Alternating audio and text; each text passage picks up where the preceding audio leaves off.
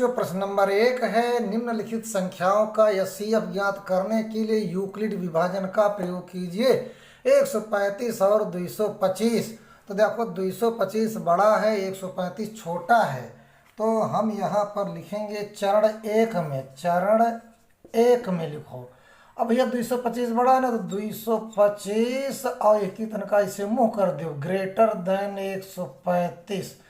लेकिन आगे बढ़ने के लिए हम यहाँ लिखेंगे। अब यहाँ लिख दीजिए ऐसे है, फिर लिखो अतः यूक्लिड एक बहुत बड़े साइंटिस्ट थे। यूक्लिड विभाजन प्रमेयिका से। अब जैसे 225 से 135 का भाग करियो। देखो 225 को अगर 135 से भाग करोगे तो 52 बार जाएगा, 135 आएगा यहाँ पर, है ना, ऐसे।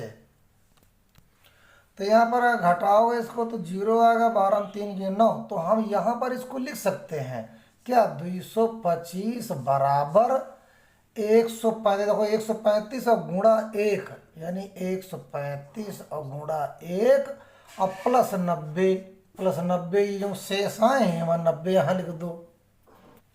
फिर यहाँ डाल दीजिए चरण 2, है ना। पहला चरण हो गया, दूसरा चरण। अब यहाँ देखो क्योंकि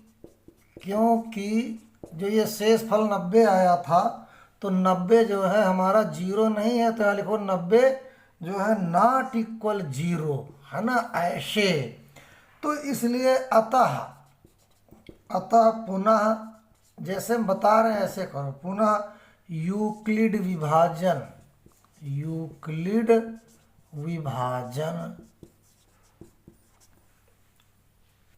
तो यहाँ पर लिखेंगे अतः पुनः यूक्लिड विभाजन प्रमेयिका से। अब जो 90 शेष आया था, ये 90 0 तो है नहीं ना, तो 90 को 135 से भाग करो। अगर हम 90 को 135 से हम अगर भाग करेंगे तो एक बार फिर ले जाओ, है ना। तो यहाँ कितना आया, 5 और 4 9 के 4। तो हम यहाँ पर लिखेंगे 135, अति 135 लेंगे, ये वाला यहाँ लिखेंगे 135 बराबर 90 और गुणा 90 गुणा 1 और प्लस आ जाएगा 45, है ना। अब हम यहाँ चरण 2 हो गया। अब चरण 3 फिर हम लिख देंगे चरण 3 है। अब यहाँ क्या लिखेंगे, 45 लिखो, पुनः शेष फल 45 है। 45 जो कि 0 के बराबर नहीं है। तो भैया जो है जब चरण 3 में लिखेंगे पुनः शेष फल 45, ये शेष फल है 45 जो 0 के बराबर नहीं है, इसलिए हम नए भाजक 90 और नए शेष फल 45 को लेकर यूक्लिड विभाजन प्रमेयिका का प्रयोग करके निम्नलिखित प्राप्त करते हैं। निम्नलिखित प्राप्त क्या करेंगे, अब आगे हम लिखेंगे। तो यहाँ पर अगर हम निम्नलिखित प्राप्त करते हैं तो 90 को अगर 45 से भाग करिए तो 45 दूना 90 आ गया, जो कि यहाँ पर 0 आ गया, हमारा शेषफल 0 आ गया। तो हम लिखेंगे 90 बराबर 45 इंटू 2 प्लस 0। अब बच्चों जहाँ पर ये शेषफल अगर 0 आ जाए तो समझो हमारा जो है ये 45 हमारा एचसीएफ हो जाएगा। तो हम लिखेंगे अब आगे स्टेटमेंट लिख दिया करो, अब शेष फल, है ना, जैसे जैसे घटना घटित हो बराबर 0। अतः प्रक्रिया यहाँ समाप्त हो जाती है। अब हम जो है आगे नहीं करेंगे, प्रक्रिया यहाँ समाप्त हो जाती है। ऐसे जब आप लिखोगे तो यहाँ पर बढ़िया सवाल बन जाएगा। इस स्थिति में अब आगे लिखो, इस स्थिति में 45, है ना, में भाजक हमारा क्या होगा, भाजक हमारा 45 हो जाएगा। 45 है ऐसे। तो अतः 135 और व 225 का एचसीएफ हमारा जो है 45 है, 45 होगा। तो यहाँ पर जो है था 135 व 225 का एचसीएफ 45 है। और यही हमारा एचसीएफ ये हमारा कितना होगा 45। भाई 45 आखिरी में 45 किससे भाग किया है, जीरो आया तो 45 ही हमारा एचसीएफ हो जाएगा। अब यह दूसरा सवाल है 196 और 38,220। देखो 38,220 बड़ा है, 196 छोटा है, तो हम लिखेंगे यहाँ 38,220 ग्रेटर देन 196, है ना। तो आगे है लिख दो, बहुत बढ़िया। अतः यूक्लिड विभाजन प्रमेयिका से, स्टेटमेंट लिखना चाहिए तभी अच्छा सवाल आएगा, प्रमेयिका से, है ना। अतः यूक्लिड विभाजन प्रमेयिका से। अब भैया यही का यही से भाग करिए तो क्या हो जाए 38,220 बराबर 196 और इंटू 195 प्लस जीरो। अब देखो जीरो आया, अगर इसका मल्टीप्लाई करो तो यही आएगा, तो हम लिखेंगे शेष फल। देखो जीरो आ गया आपका, शेष फल बराबर जीरो। और जब जीरो आ जाए तो हम आगे प्रक्रिया बंद कर देंगे, तो यहाँ लिखेंगे अतः प्रक्रिया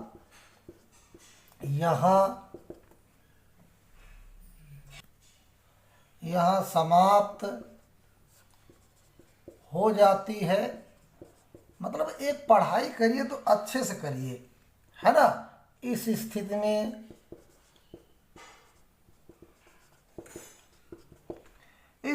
में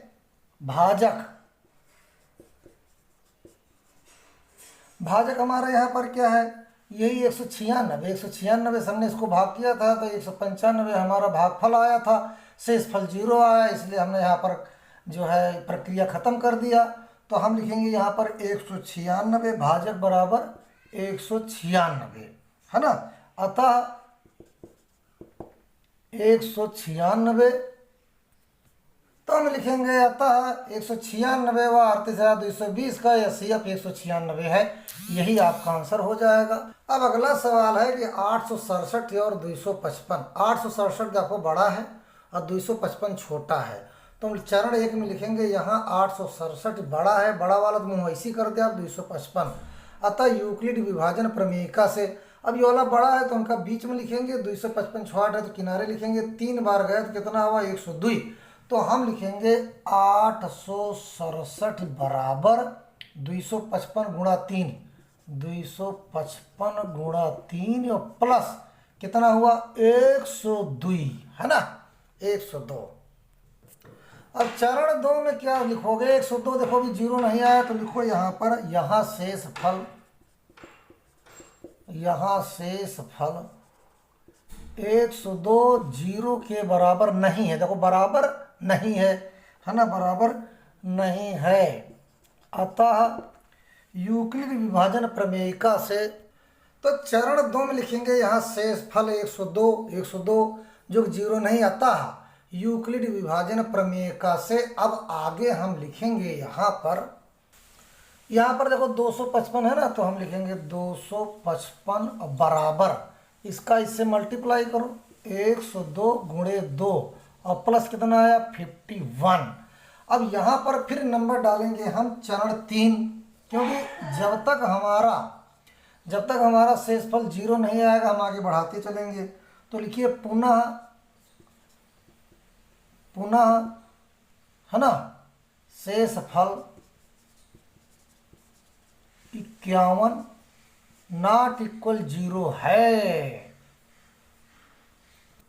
तो यहाँ पर देखिए अतः यूक्लिड विभाजन प्रमेयिका से 102 बराबर 51 इंटू 2 और प्लस जीरो आ गया। अब यहाँ पर हम प्रक्रिया समाप्त कर देंगे, बराबर जीरो प्राप्त हो गया है।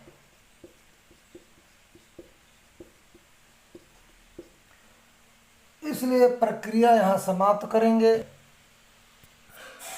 इस स्थिति में देखिए अब शेषफल हमको जीरो मिलेगा, इसलिए प्रक्रिया यहाँ समाप्त होती है। इस स्थिति में भाजक कितना हमारा 51, इसलिए यहाँ पर लिखेंगे 867 और 255 का एचसीएफ 51 है। अगला सवाल देखते हैं। दर्शाइए कि कोई भी धनात्मक विषम पूर्णांक 6 क्यूब + 1 या 6 क्यूब + 3 या 6 क्यूब + 5 के रूप का होता है जहां क्यू कोई पूर्णांक है। माना ए एक धनात्मक, तो देखिए माना ए एक धनात्मक विषम पूर्णांक है। हम ए और बी बराबर 6 में यूक्लिड विभाजन प्रमेयिका का प्रयोग करते हैं। अब इसे मान लिया ए बराबर BQ+R। अब R जो है हमारा, R 0 से बड़ा है और या तो 0 के बराबर होगा, और B जो है R से भी बड़ा है, R से भी बड़ा है। तो अगर हम यहाँ B बराबर 6 रखें तो A बराबर 6, भाई B की जगह हम 6 आ गया, और Q और +R। अब क्योंकि B बराबर हम 6 रख रहे हैं तो हमारा जो R की वैल्यू है वो 6 से कम ही होगा, तो 0 1 2 3 4 5 तक आएगा। क्योंकि 6 रख देंगे तो गलत हो जाएगा, क्योंकि R ये रिमाइंडर है ना, तो ये हमारा B की वैल्यू से कम ही होना चाहिए, तो हम 0 से 5 तक रख सकते हैं। अब जैसे देखिए A बराबर BQ+R, और हमने B की जगह हम क्या रखा था, 6 रखा था, यानी BQ, A की वैल्यू BQ+R होगा। हमने A की जगह हम क्या रखा, 6, तो यहाँ 6Q+R, वही यहाँ A बराबर 6Q+R। अब R की वैल्यू 0 1 2 3 4 5 तक रखेंगे, क्योंकि जो वैल्यू यहाँ 6 है, हम 6 से ज़्यादा ये रिमाइंडर की वैल्यू नहीं रख सकते। अगर यहाँ रिमाइंडर की वैल्यू हम 6 से ज़्यादा रखते तो ये और डिवाइड हो जाता, इसलिए हम R की वैल्यू 5 तक रखेंगे। तो यहाँ पर A = 6Q+, ये क्या है 0, तो बराबर क्या आएगा, A बराबर 6Q आएगा, ये 0 हट जाएगा। फिर A बराबर 6Q+R, दूसरा स्टेप, तो A बराबर 6Q+1 हो जाएगा। फिर इसके बाद A बराबर 6Q+, फिर कितना हो जाएगा, 2 हो जाएगा। फिर A बराबर 6Q+3 हो जाएगा। फिर A बराबर 6Q+4 हो जाएगा, तो A बराबर 6Q+5 हो जाएगा। लेकिन A एक विषम पूर्णांक, क्योंकि A एक ऐसी संख्या है जो 2 के टेबल में नहीं आती है, इसलिए 6Q+2 और 6Q+4, अब यहाँ 2, ये तो सम हो जाएगा, ये भी सम, ये भी सम हो जाएगा, तो ये गिनती नहीं ली जाएंगी। ये हाँ, ये विषम पूर्णांक नहीं हो सकता, इसलिए हम जो है इसको हटा देंगे, और फिर इसको, ये 2 लगा है, इसको हटा देंगे और इसको हटा देंगे, क्योंकि हम जो है ए हमारा विषम दिया गया। विषम मतलब होता है जो 2 के टेबल में ना आता हो, तो ये 3 चीजें हमारी हट जाएंगी, है ना। इसलिए कोई भी धनात्मक विषम पूर्णांक 6Q+1 या 6Q+3 या 6Q+5 के रूप का होगा जहां Q कोई पूर्णांक है। इसमें Q कोई पूर्णांक है, यही आपका आंसर होगा। अगला सवाल है कि किसी परेड में 616 सदस्यों वाली एक सेना आर्मी की टुकड़ी को 32 सदस्यों वाले एक आर्मी बैंड के पीछे मार्च करना है। दोनों समूहों को समान संख्या वाले स्तंभों को मार्च करना है। उन स्तंभों की अधिकतम संख्या क्या है जिसमें वे मार्च कर सकते हैं। पहली बात तो यहाँ पर अधिकतम संख्या दिया, अधिकतम कभी भी संख्या आएगी तो हम दोनों संख्याओं का HCF निकालेंगे, महत्तम समापवर्तक। अब देखो 616 एक ग्रुप में आदमी है और 32 आदमी एक ग्रुप में है, और इनको जो है ऐसे लाइन में मार्च करना है जिसमें इसमें और इसमें से दोनों से कॉमन संख्याएं हों। देखिए हमने पहले बताया जहाँ पर अधिकतम संख्या हो वहाँ दोनों संख्याओं की हम जो है HCF निकालेंगे। तो हम HCF 616 और 32 ज्ञात करते हैं। ये HCF ही समान संख्या वाले उन स्तंभों की अधिकतम संख्या होगी जिसमें वे मार्च कर सकते हैं। तो आइए यूक्लिड विभाजन प्रमेयिका से हम लगाते हैं। तो हम 616 को 32 से भाग करेंगे जो 19 जाएगा 19 बार, और 8 इसका जो है रिमाइंडर आएगा।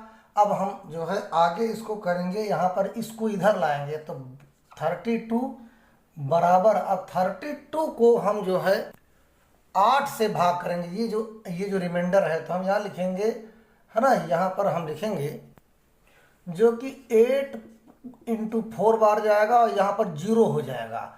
अब देखिए जब हमारा 0 हो जाएगा तो हमारा ये सी अब क्या निकलेगा, ये 8 निकलेगा।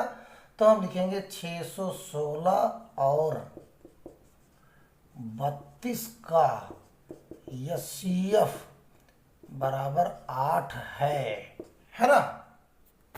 तो यहाँ हम लिख देंगे 616 और 32 का एचसीएफ 8 है, इसलिए समान संख्या वाले उन स्तंभों की अधिकतम संख्या 8 होगी। क्या मतलब है, 616 और 32 की जो बैंड वाले जो स्तंभ बनाएंगे आर्मी वाले, तो 8 स्तंभ होंगे, 8 संख्याएं, उन लाइनों की संख्या 8 होगी। आइए अगला सवाल देखते हैं। यूक्लिड विभाजन प्रमेयिका का प्रयोग करके दर्शाइए कि किसी धनात्मक पूर्णांक का वर्ग किसी पूर्णांक यम के लिए 3 यम या 3 यम प्लस 1 के रूप का होता है। अब यहाँ पर देखिए, माना ए कोई धनात्मक पूर्णांक है, ए कोई संख्या है। अब ए व बी बराबर 3, बी बराबर 3 इसलिए रखेंगे क्योंकि यहाँ यम के साथ 3 लगा है, 3 यम लगा है, तो बी बराबर हम 3 रख लो। में यूक्लिड, है ना, बी बराबर 3 में यूक्लिड विभाजन का प्रयोग करते हैं, चूंकि देखो आर की वैल्यू जो रिमाइंडर है वो या तो वो 0 से बड़ा होगा या तो 0 के बराबर होगा, लेकिन आर कभी भी 3 से जो है छोटा ही रहेगा, 3 से बड़ा नहीं होगा। इसलिए संभावित शेष फल जो रिमाइंडर है, यानी शेष फल को ही रिमाइंडर कहेंगे, वो अब 3 से छोटा होना चाहिए, तो 0, 1 और 2 के रूप का होगा, ये हम कहना चाहते हैं। तो जब रिमाइंडर में हम 3 से ज़्यादा नहीं रख सकते हैं, तो अर्थात ए संख्या वहाँ पर 3q प्लस 1, 3q प्लस 1 अथवा 3q प्लस 2, यानी 0 से 2 तक रख सकते हैं कि रूप का हो सकता है। जहाँ q भागफल है तो हम आगे लगाएंगे इसको। तो यहाँ देखिए, अगर हम यहाँ अब 3q, आपका ये 3q मिला, अब 3q, क्योंकि यहाँ पर हमारा जो है वर्ग दिखाना है, वर्ग देखो दिखाना है, तो 3q को वर्ग करेंगे तो 9q हो जाएगा, 9q स्क्वायर हो जाएगा, 3q गुणा 3q 9q स्क्वायर। अब 9q में 3 इंटू 3q स्क्वायर रखेंगे, क्योंकि यहाँ पर हमने यम को 3q स्क्वायर के रूप में हमें लिखना है, तो ये हमारा हो जाएगा 3 यम, जो हमारा 3 में पहला हमने दिखा दिया यहाँ पर 3 यम। अब यहाँ पर 3q प्लस 1 का हम वर्ग करेंगे, तो यहाँ a प्लस बी का होल स्क्वायर रूट होगा 9q स्क्वायर प्लस, है ना, 2 into 3q into 1 plus 1 square को 1 होगा। अब यहाँ पर 9q स्क्वायर प्लस 6q, 3 2 जा 6 और प्लस 1, यहाँ पर हम जो है 3 कॉमन ले लेंगे, तो यहाँ जाएगा 3q स्क्वायर प्लस 2q और ये हो जाएगा प्लस 1। अब यहाँ हमारा यम बराबर हो जाएगा 3q स्क्वायर प्लस 2q, हम इसकी जगह पर हम जो है यम रखेंगे, तो यहाँ हो जाएगा 3 यम प्लस 1। यहाँ देखिए 3q square plus 2q, 3q plus square plus 2q, जब यम रखेंगे, हम इसकी जगह पर यम रखेंगे, तो हमारा 3m प्लस 1 के रूप में आ जाएगा। तो ये हमारा देखिए ये दूसरा रूप आ गया 3m प्लस 1, 3m प्लस 1। अब 3q प्लस 2 हम यहाँ रखेंगे, तो 3q प्लस 2 का होल स्क्वायर 2 हो जाएगा, 2 2 जा 4 3 जा 12, और यहाँ पर हो जाएगा प्लस 12q और प्लस 4। फिर इसके बाद हम क्या करेंगे, 9q स्क्वायर प्लस 12q, और यहाँ पर जो है हम इनको, या 4 है ना, तो यहाँ पर 3 प्लस 1 कर दो, और फिर इसके बाद आएगा 9q square plus 12q plus 3, इसको एक ब्रैकेट में कर दीजिए और प्लस 1 अलग कर दीजिए। अब यहाँ पर आप 3 कॉमन ले लो, तो अगर हमने यहाँ 3 कॉमन लिया, तो यहाँ 3q स्क्वायर प्लस 4q और प्लस 1, और यहाँ प्लस 1 हो जाएगा। अब हम क्या करेंगे, अब जहाँ 3q square plus 4q plus 1 है, उसकी जगह हम रखेंगे यम, तो हमारा हो जाएगा 3m, ये 3 हो जाएगा, ये पूरे जगह m हो जाएगा और +1, क्योंकि हमने जहाँ यम की वैल्यू क्या है 3q² 4q + 1। तो हमने क्या जाना था, किसी धनात्मक पूर्णांक का वर्ग किसी पूर्णांक यम के लिए, यम हम रखते थे बार बार, यम के लिए 3m या 3m + 1 के रूप का होता है। ये हमने प्रूव कर दिया। आगे चलते हैं। देखिए 5वां सवाल है कि यूक्लिड विभाजन प्रमेयिका का प्रयोग करके दर्शाइए कि किसी धनात्मक पूर्णांक का धन 9m, 9m + 1 या 9m + 8 के रूप का होता है। आइए इसको लगाते हैं। तो आइए इस सवाल में समझते हैं। माना ए कोई धन पूर्णांक है। अब ए व बी, अब देखो ए तो धन पूर्णांक लेकिन बी क्या है 3, बी की जगह हम 3 रखेंगे। में यूक्लिड विभाजन प्रमेयिका का प्रयोग करते, चूंकि आर की जो वैल्यू है वो 0 से या तो बड़ी होगी और या तो बराबर, लेकिन आर की वैल्यू 3 से कम होगी, इसलिए संभावित शेषफल आर की जगह पर हम 3 से कम रखेंगे, यानी 0 रख सकते हैं, 1 रख सकते हैं, 2 रख सकते हैं। अर्थात ए संख्याओं 3q और 3q + 1 या 3q + 2 के रूप का हो सकता है, जहां q क्या है, q क्वोशंट यानी भागफल है। अब हम 3q लिखेंगे, क्योंकि घन में दिखाना क्यूब में, तो हम इसको क्यूब कर देंगे। तो यहाँ पर 3 3 जा 9 3 जा 27q क्यूब हो जाएगा। फिर इसके बाद अब हम क्या करेंगे, यहाँ पर 9 निकाल लेंगे तो 9 आ जाएगा, तो 9 3 जा 3 आ जाएगा और q क्यूब हो जाएगा। और यहाँ 3q क्यूब की जगह हम यम रखेंगे तो हो जाएगा 9m। तो आगे लिख देंगे जहाँ 3q क्यूब = m, क्योंकि हमने इसकी जगह पर यम रखा, तो हमारा 9m यहाँ पर आ गया। अब दूसरा हम लिखाएंगे 3q + 1 का क्यूब,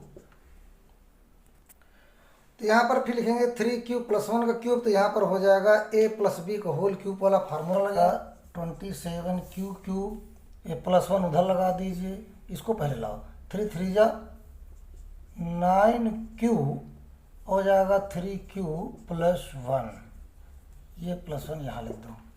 फिर यहाँ पर हमारा हो जाएगा 27q क्यूब प्लस इसका इससे मल्टीप्लाई करो 27q² + 9q + 1।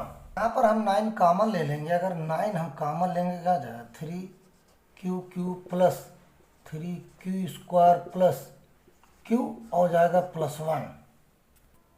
अब हम इतनी की जगह पर यम रखेंगे तो क्या हो जाएगा हमारा 9m + 1, जहाँ यम = 3q क्यूब + 3q² + q। अब हम यहाँ तक ले, अब ये रूप लाना हमको, तो यहाँ 3q + 2 को होल क्यूब रखेंगे हमारा, तो हो जाएगा 27q क्यूब, फिर प्लस रखेंगे, फिर यहाँ पर 54q², फिर इसके बाद प्लस 36q प्लस, फिर यहाँ पर 8 आएगा, a + b को होल क्यूब वाला नियम लगेगा। अब यहाँ पर हम क्या करेंगे, अब यहाँ से हम 9 कॉमन लेंगे, तो 9 3 जा 27, 9 6 जा 54, 9 4 जा 36। अब हम क्या करेंगे, यहाँ पर इतनी की जगह पर यम लिखेंगे, तो लिखेंगे 9m + 8, जहाँ यम = 3q क्यूब + 6q² + 4q। तो हम जो स्टेटमेंट लिख देंगे, अतः किसी धनात्मक पूर्णांक का घन 9m, 9m + 1 या 9m + 8 के रूप का होता है। धन्यवाद बच्चों। अगली वीडियो पाने के लिए लाइक करिए, सब्सक्राइब करिए, कमेंट करिए। धन्यवाद।